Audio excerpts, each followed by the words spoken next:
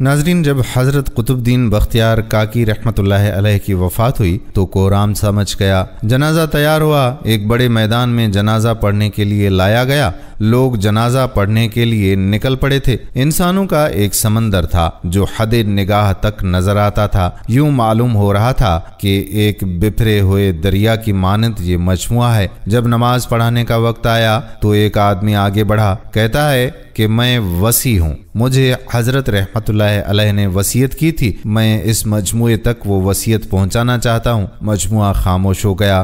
وصیت کی تھی خواجہ قطب الدین بختیار کاکی رحمت اللہ علیہ نے، اور انہوں نے یہ وصیت کی کہ میرا جنازہ وہ شخص پڑھائے جس کے اندر 4 خوبیاں ہوں۔ پہلی خوبی یہ ہے کہ زندگی میں اس کی تکبیر اولیٰ کبھی قضا نہ ہوئی ہو، اور دوسری شرط اس کی تہجد کی نماز کبھی قضا نہ ہوئی ہو۔ تیسری بات یہ ہے کہ اس نے غیر محرم پر کبھی بھی بری نظر نہ ڈالی ہو۔ چوتھی بات یہ ہے کہ اتنا عبادت گزار ہو حتیٰ کہ اس نے عصر کی سنتیں بھی کبھی نہ چھوڑی ہوں۔ جس شخص میں یہ 4 خوبیاں موجود ہوں وہ میرا جنازہ پڑھائے۔ جب یہ بات کی گئی تو مجموعے کو سانپ سونگھ گیا، سناٹا چھا گیا، لوگوں کے سر جھک گئے۔ کون ہے جو قدم آگے بڑھائے؟ کافی دیر ہو گئی، حتیٰ کہ ایک شخص روتا ہوا آگے بڑھا، حضرت قطب الدین بختیار کاکی رحمت اللہ علیہ کے جنازے کے قریب آیا، جنازے سے چادر ہٹائی اور کہا، قطب الدین آپ خود تو فوت ہو گئے،